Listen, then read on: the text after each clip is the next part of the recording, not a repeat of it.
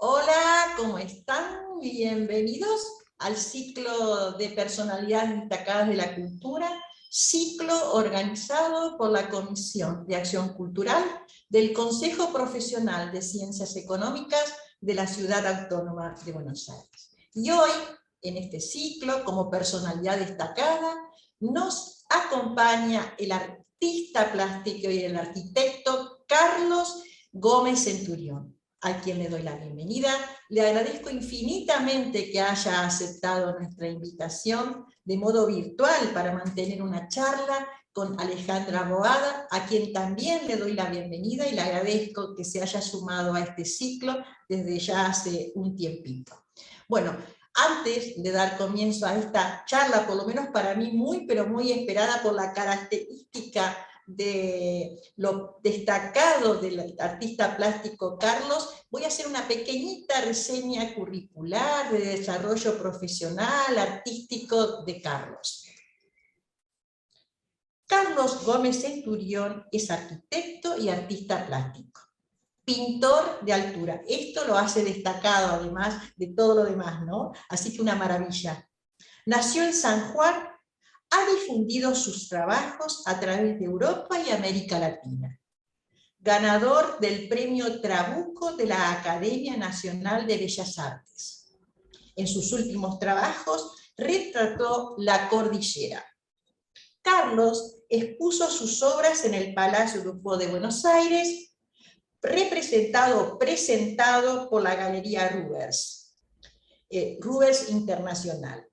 También en el Museo de Bellas Artes de Neuquén, en el Museo Castagnino de Rosario, en el Museo de Arte Moderno de Mendoza, en el Palacio de Glass y en el Museo Sívori de Buenos Aires. Realizó un proyecto llamado Digo la Cordillera, un registro multidisciplinario sobre los Andes, desde Jujuy hasta Santa Cruz, que contó con la participación de un cineasta, un sonidista, un semiólogo, un poeta, un ingeniero en minas y un crítico en arte. Y de esta experiencia justamente es lo que vamos a hablar hoy.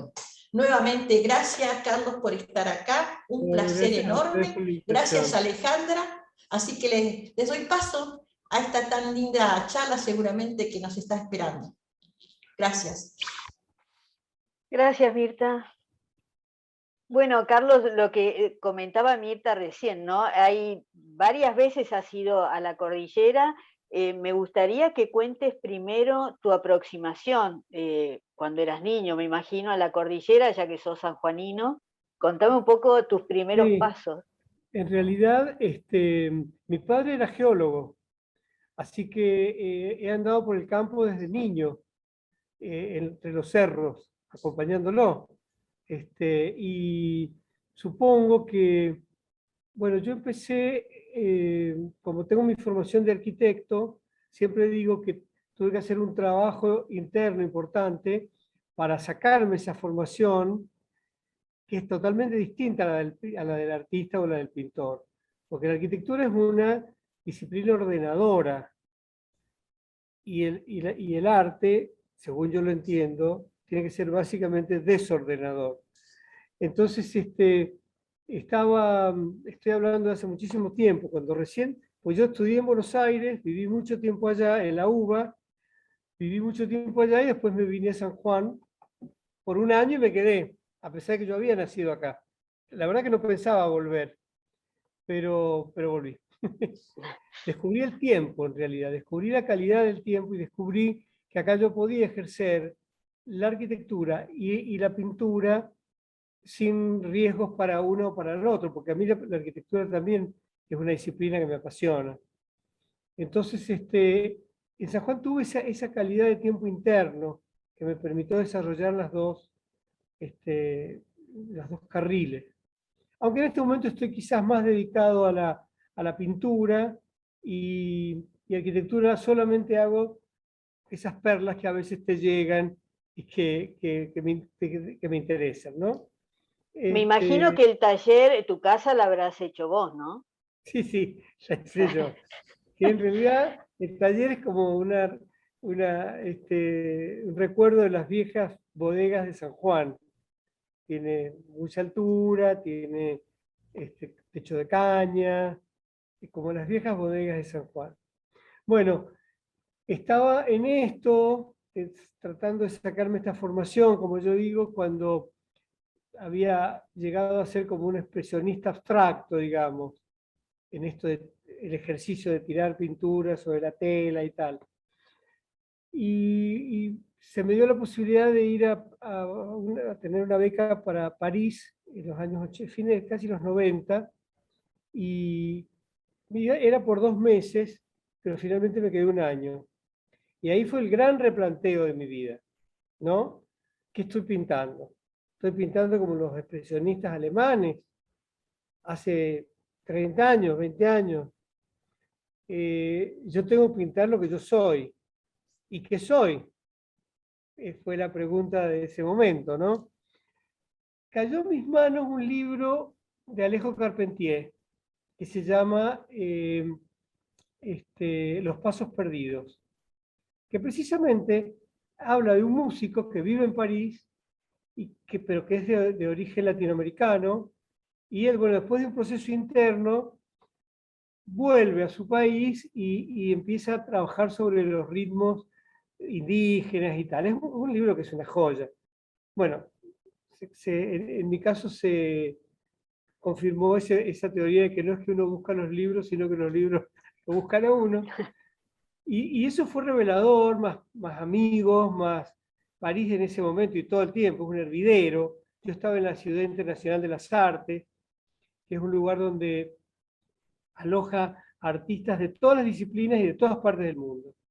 Por eso me quise quedar ahí, porque había un intercambio monumental de todo tipo. Entonces, bueno, en esa primera exposición individual que la hice ahí en París, volví por primera vez a la figuración. Y cuando volví a San Juan, el primer cuadro que pinté se llamó El Duende de la Siesta. Y empecé a trabajar sobre los mitos y leyendas que yo había mamado en la cordillera de niño. O sea, era algo, y que está muy presente en San Juan. Está muy presente en todas partes, aunque no nos damos cuenta.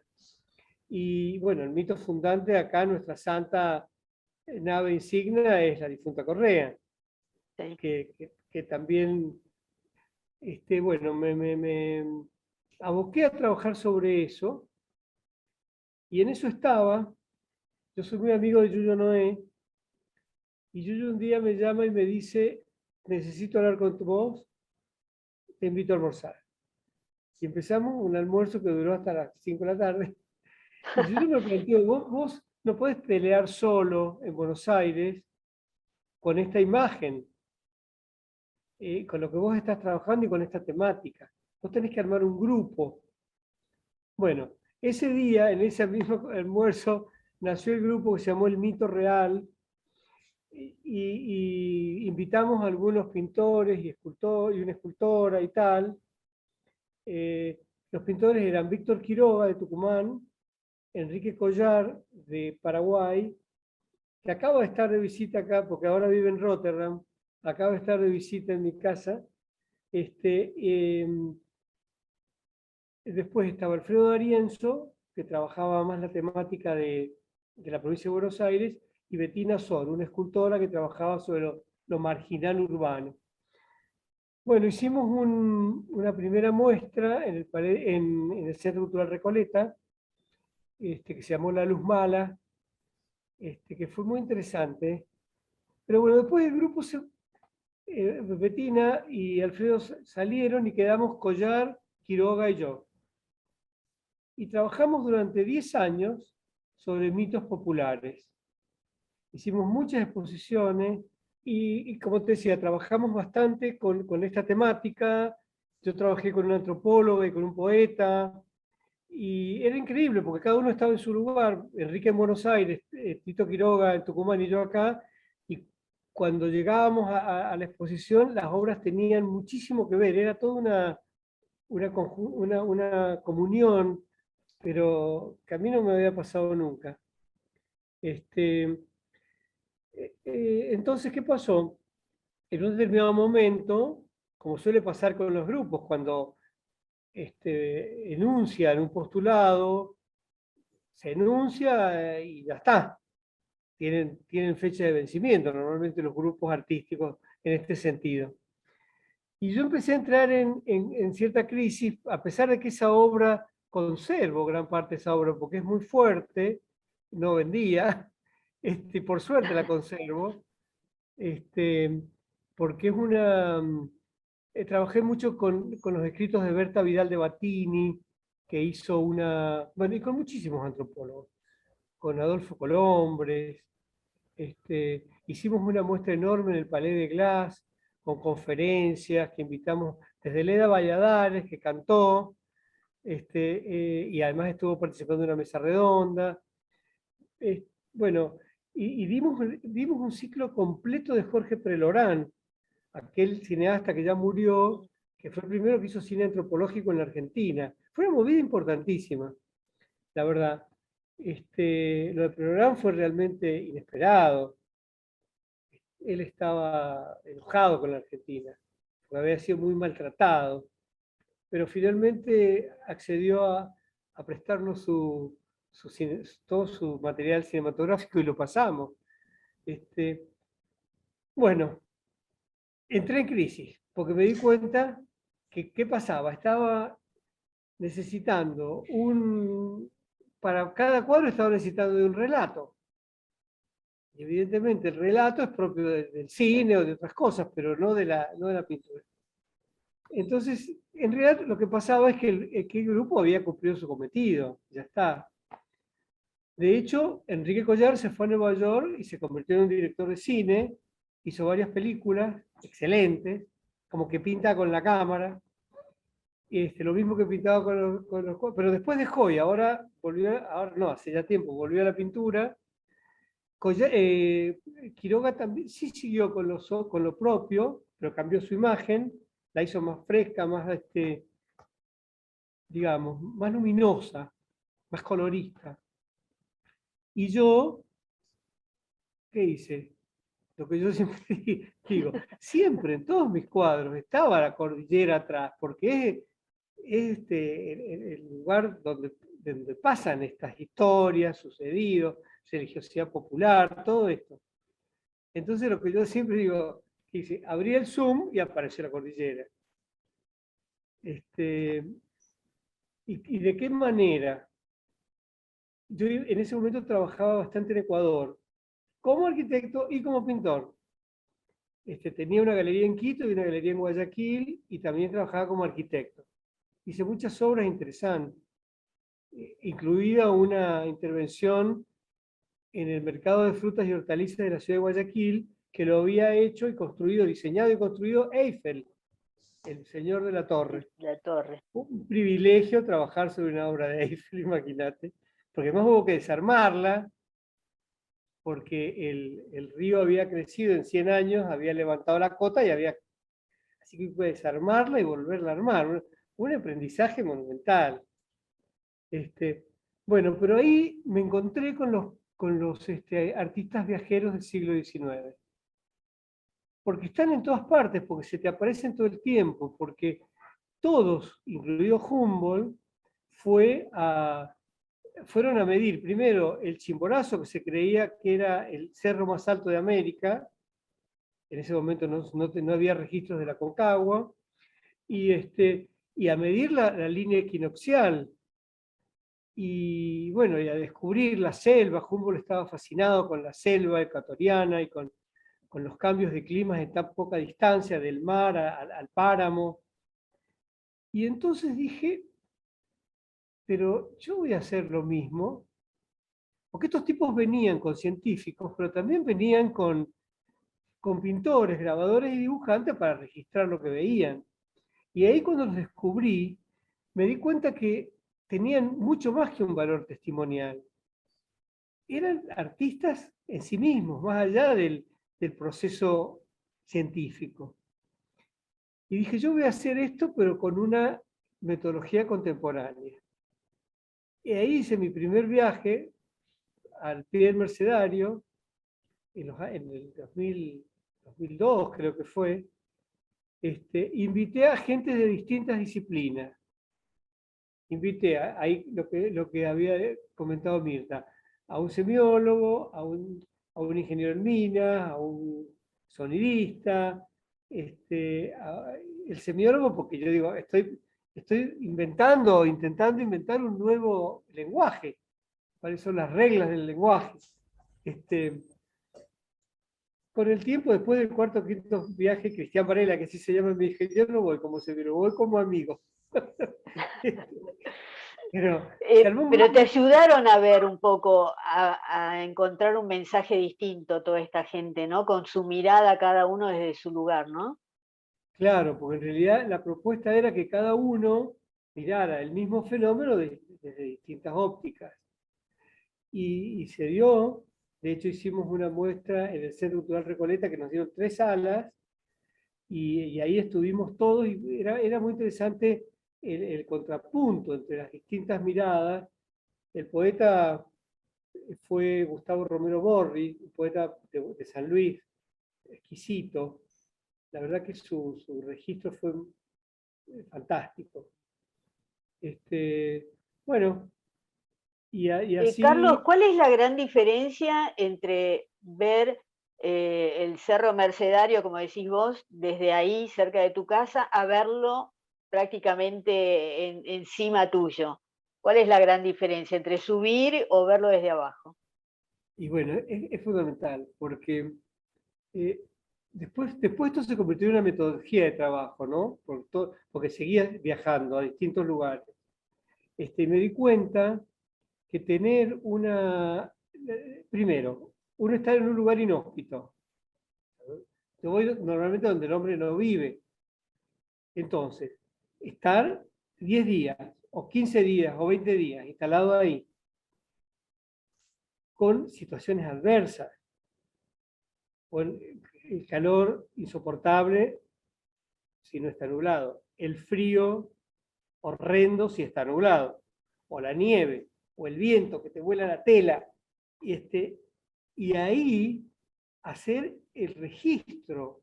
Tiene que ser muy rápido además, para sacarle la esencia al cerro, ¿no? Entonces, es vivencial. Esa es la diferencia. Cuando pasaban la noche, perdón, cuando pasaban la noche, ¿dormían en carpas o dormían en bolsas de dormir, como que el techo era el cielo? ¿Cómo era?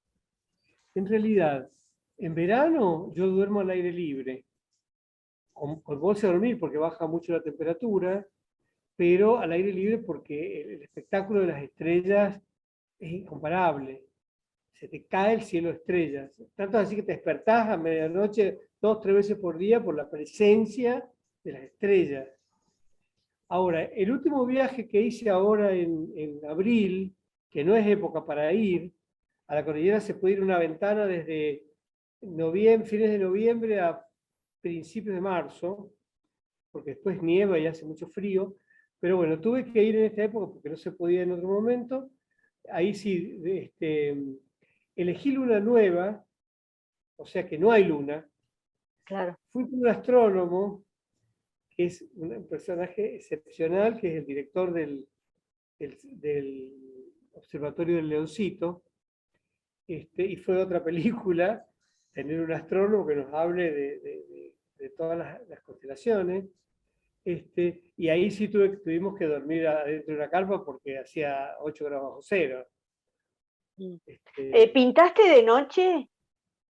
Pinté de noche, pero sí pinté de noche con luna nueva, con luna llena, donde la nieve es fluo, y hay todo un replanteo y una investigación sobre cómo son los colores, pues cambian.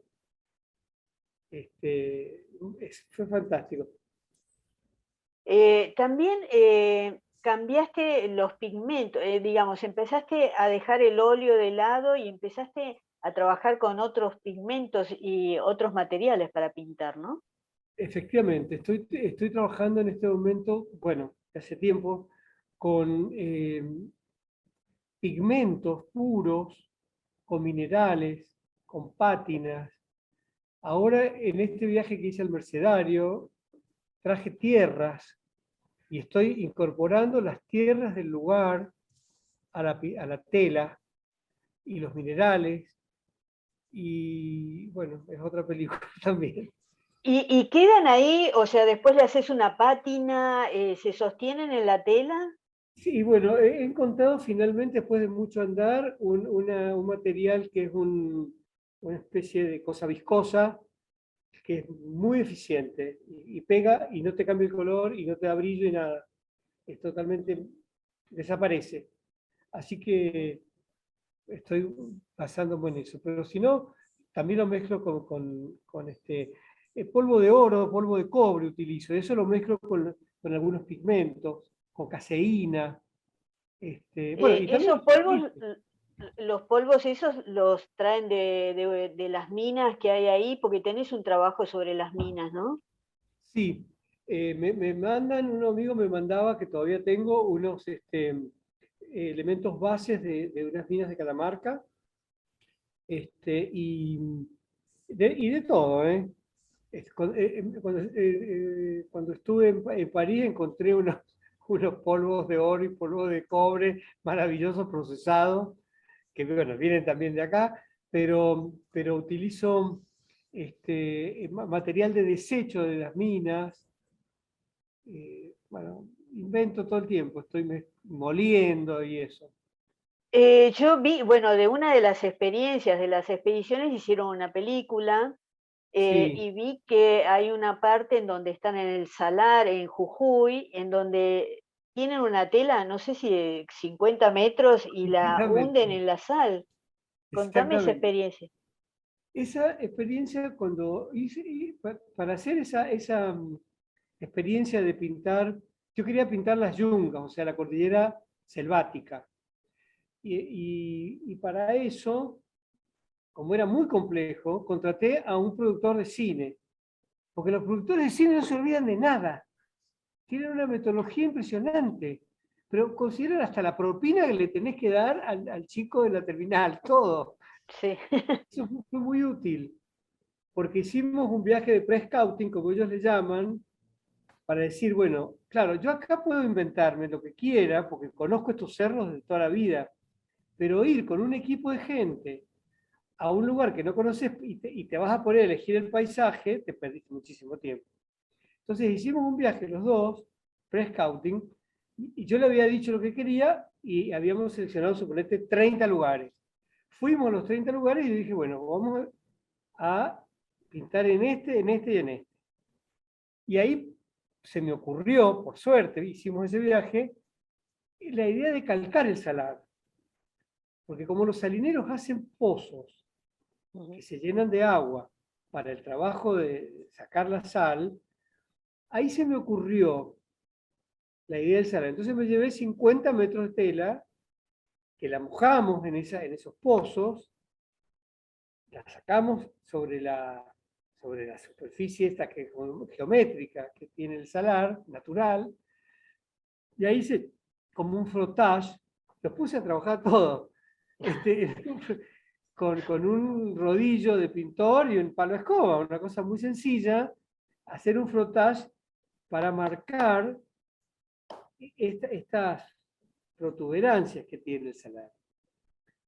Después nos dimos vuelta, había llevado un equipo de generador de electricidad y una máquina para poner fijador.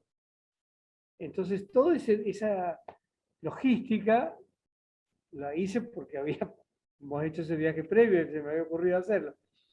Y Claro. eso fue fantástico, porque en toda esa muestra que se llamó también Digo la Cordillera y tenía un subtítulo que decía El viaje como obra, porque yo pienso que el viaje es parte de la obra. El Claro. viaje es como una especie de enorme performance y público, supongo. Porque jamás yo pintaría lo que pinto acá en mi taller si no hubiese estado arriba. Ahí te marca, porque estás metido en la naturaleza.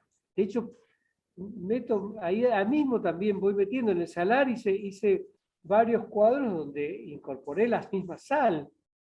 Y bueno, eso no podés ir y comprar sal parrillera acá en el supermercado. No es lo mismo. Ahí.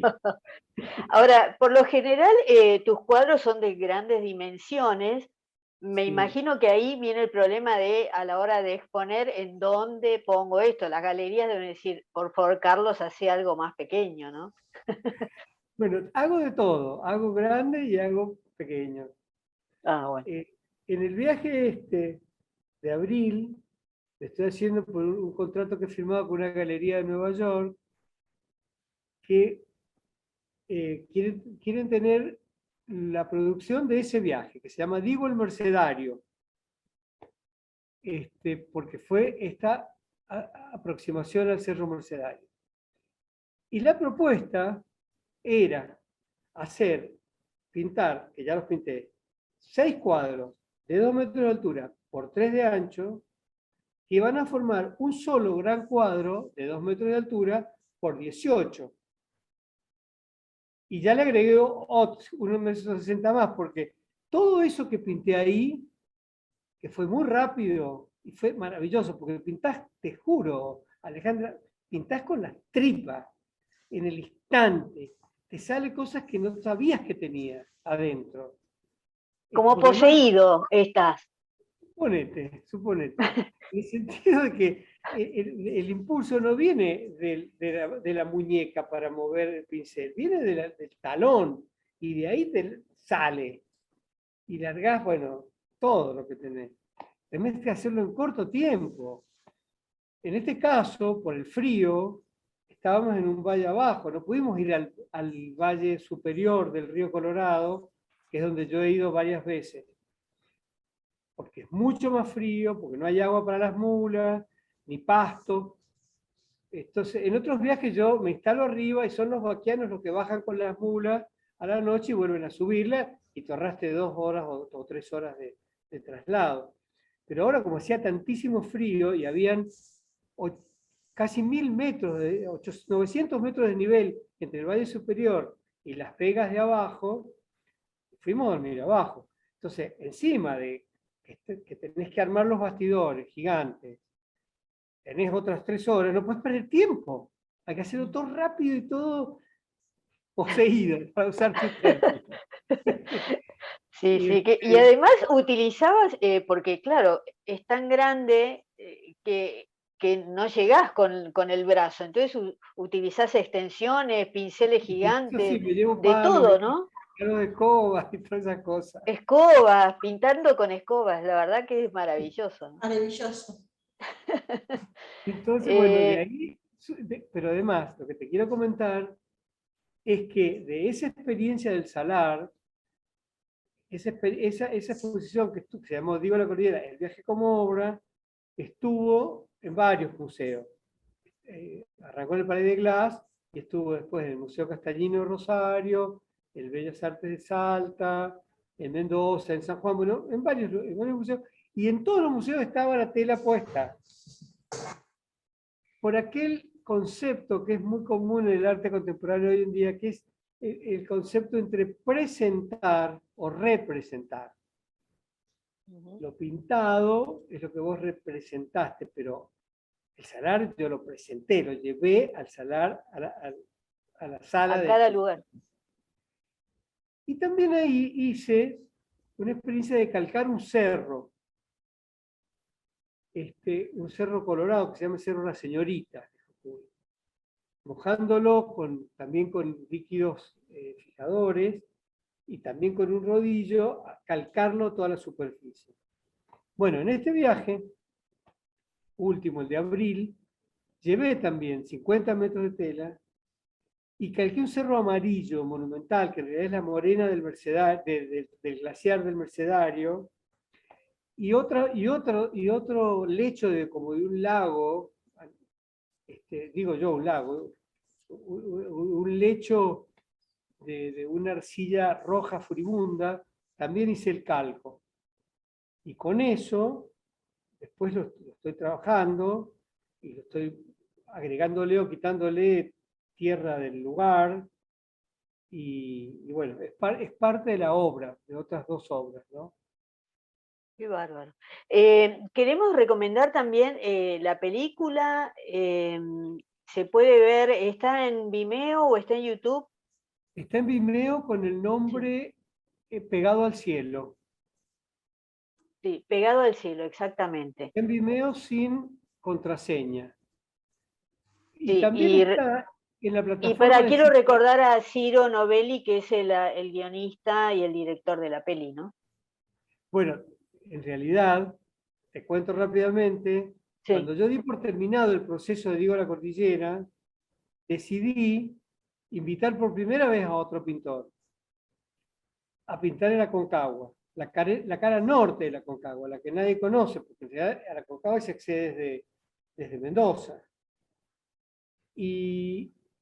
Pero para ir a la cara norte son 3 días de mula y el 80% del viaje coincide con el viaje del ejército del general San Martín, Ujú. hasta un lugar, Pato Sur, que el ejército se fue hacia el oeste y tenés una jornada más hasta un lugar que se llama Laguna Escondida, que llegas a una laguna turquesa y se te cae la Concagua encima, así no sé lo que es.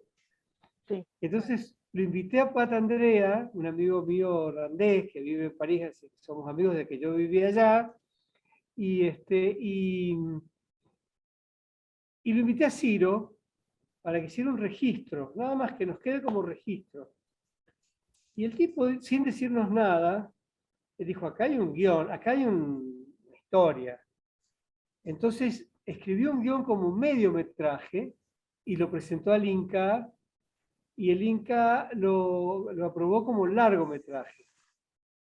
Entonces, bueno, la película empezó, fuimos a París porque empezaba con que yo iba al taller de Pat a invitarlo, después él vino, volvimos a subir, y bueno, y en el Inca, el primer nombre que Ciro le puso fue Diego La Cordillera.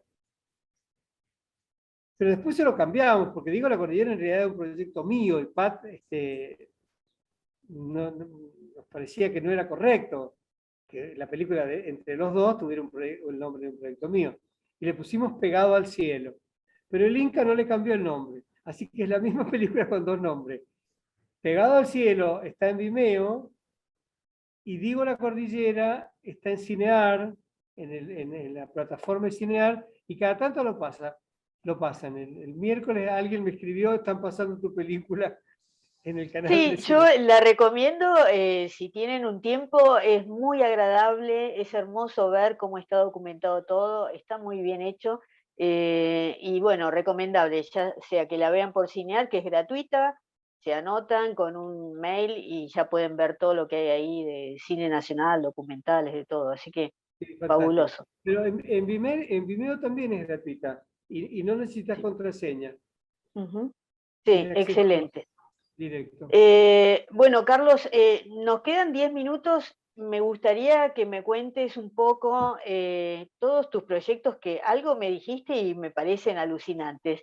En principio, una que tenés ahora para las montañas internacionales, digamos, ¿no?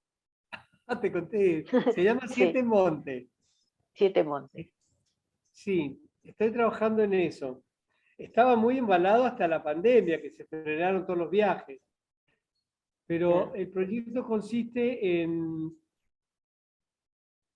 registrar 7 montes que para mí son emblemáticos en el mundo, que son, primero, los 7 volcanes, o los 5 volcanes alrededor de la ciudad de Quito. Ese es el primer episodio, que, que fue a los que subió Humboldt, cuando él hace Humboldt. su famosa teoría hace el tratado de las plantas y todo el sistema donde unifica a nivel global las especies de plantas y de pájaros, lo formula en Ecuador después de ese viaje. Entonces, cada episodio tiene no solo el fin de pintar un cerdo, sino de anclarse con un concepto, tomar contacto con artistas locales y hacer un intercambio. Entonces, este se llamaría arte y ciencia, suponte. Y entonces es rescatar la figura de Humboldt, hacer el mismo camino de él y pintar esos volcanes que son el Antisana, el Pichincha, el Guagua Pichincha, uno más lindo que otro. Entonces, ese sería un episodio. Eso lo haría con Marcela García, que es una fotógrafa monumental que vive en Quito. Bueno, primero. El segundo, que a mí me interesa muchísimo, es el Fuji. Y ahí haría un anclaje con Okusai, que él tiene su serie de los 36 vistas del Monte Fuji, y que hablan en realidad de la vida cotidiana. Entonces sería el Monte Fuji, Okusai, vida cotidiana hoy en Japón, con la tecnología y la relación con el paisaje del Japón y del o sea, de los orientales y de los occidentales. Segundo tema. El tercero sería el Kilimanjaro. El Kilimanjaro está en Tanzania, que era, y se llamaría Poder Colonial. Tanzania es la única colonia inglesa, perdón, alemana, que no cayó en la Primera Guerra Mundial. Resistió, había un general alemán muy bravío y no cayó. Entonces, pero después, bueno, después que perdieron la guerra, pasa a dominio inglés y después se le da la libertad. Pero en el siglo XVIII era proveedor de esclavos al sistema. Entonces, bueno, es un monte sagrado también. Entonces, estaría con el pretexto de pintar el Kilimanjaro, investigando sobre todo ese tema, poder colonial, esclavitud y tal. Estamos con tres. El cuarto, el Sinaí, territorio. La guerra de los 6 días, la guerra de Yom Kippur y toda la carga bíblica, ¿no? Sí. El tema del sinsentido de la guerra sería la reflexión. Después, el Aconcagua, por supuesto, como monte sagrado del Incario. Acordate que el Incario llegaba hasta la mitad de Mendoza. Entonces, ver un poco la cultura inca y todas las culturas locales que eran tributarios de los incas, nuestros diaguitas y nuestros capallanes y tal, eran tributarios del Incario, y la relación con los montes sagrados, ¿no? Y después, el Vesubio, en el sentido de la cultura romana, que desaparece por una catástrofe natural, y me interesó mucho más, si tenía que elegir un monte en Europa, el Vesubio que el Mont Blanc, que es un monte, digamos, totalmente domesticado. Sí. Pará, y te faltó uno, que es el Himalaya. Y el Himalaya. Claro. El Himalaya como monte sagrado del Tíbet. Claro. Ahí sería el séptimo y bueno, eso es como, o sea, súper grandioso. Ahí tenés un montón de montes, volcanes, pero ¿vas a subir, vas a hacer cima, o sea, vas a llegar hasta arriba? No. Quedarás no, porque eso te tenés que entrenar. Sí, tenés que entrenarte y tenés que ser bastante más joven que yo. Para ser franco. Pero siempre es una aproximación, en todos los casos de una aproximación. Salvo en los volcanes de Quito, que es más sencillo, que no son tan altos, y están también de fácil acceso, todos los demás son una aproximación. Claro, nosotros en Catamarca, si no me equivoco, está el volcán más alto del mundo. El Pisis. El de Ojos del Salado. Claro. Que de ahí sale el río del Salado y tiene 6.200 metros. Es un poco más bajo que el Aconcagua, pero es el volcán más alto del mundo, ¿no? En Catamarca. No sabía que era el volcán más alto del mundo. Sí, bueno, habría que googlearlo, pero yo estoy casi convencida que era así. En la época del colegio era así. salvo que haya cambiado, pero Nevado Ojos del Salado se llama. Ajá. Está en Catamarca, pero es Sí, impresionante. estuve a punto de ir a pintar ahí al campo de Piedra Pómez, Bueno, comparte una parte con Chile, o sea, la mitad es de Chile y la mitad de Catamarca. Ah, qué bien. Pero bueno, lo tenés en la agenda para la próxima. Bueno, Carlos, la verdad, me apasiona todo esto que has hecho y haberlo documentado de distintas maneras, no solo en la pintura, sino en un libro también estuve viendo una especie de guía, en tus videos, en la película. Es muy apasionante. Ojalá mucha gente se contagie de esto y empiece a hacer estos recorridos, ¿no? Ya sea para pintar o para vivir esa situación, ¿no? Esa sensación de estar ahí casi en el cielo, prácticamente, ¿no? Y sí, pegado Así al que cielo. pegado al cielo, como se llama la peli. Bueno, muchas gracias, Carlos, y bueno, nos veremos a tu vuelta del Himalaya y toda esta gran recorrida. Te Pero acompañaremos tal vez en cada uno de estos sería episodios, buenísimo, ¿no? esperemos poder concretarlo, está bien eso, estamos en eso. Bueno, si necesitas auspicios, ya sabemos, acá necesita Podemos sponsor. conseguir. Bueno, Bueno, muchísimas muchas gracias. gracias. Dale. Muchas gracias, Carlos. Gracias, gracias. Me gustaría, antes de despedirte, no sé si podemos hacer ese giro para ver en esa maravillosa ventana que tenés. A ver, Quiero estar ahí. A ver, a ver, a ver. ¡Wow! Bueno, Los me viñedos. despido sí, agradeciéndote infinitamente. Fue una maravilla lo que has transmitido hoy. eso es lo que Como estoy decíamos al trabajando ahora, en esos comienzo, ¡wow, wow, wow! Mirá. Qué tamaños y estar hermosura, queremos estar ahí, queremos estar ahí.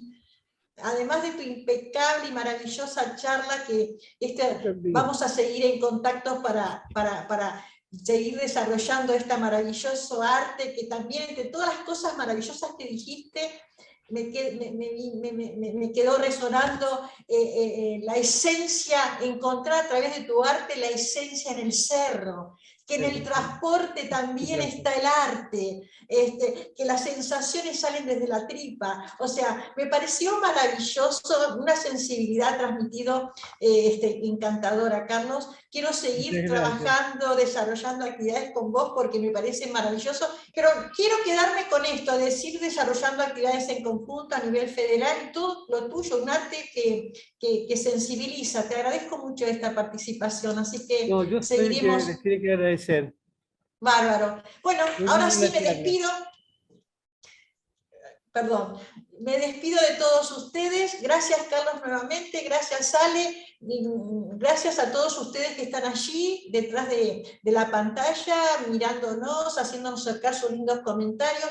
Nos gustaría, por supuesto, que nos ven a través de nuestro canal de YouTube y también esta actividad, como todas las que realizamos a través de la Comisión de Acción Cultural. Ha sido un placer enorme hoy. Me siento muy sensibilizada con todo lo que has dicho. Así que gracias, gracias, gracias. Hasta la próxima. Chau, chau, que estén bien.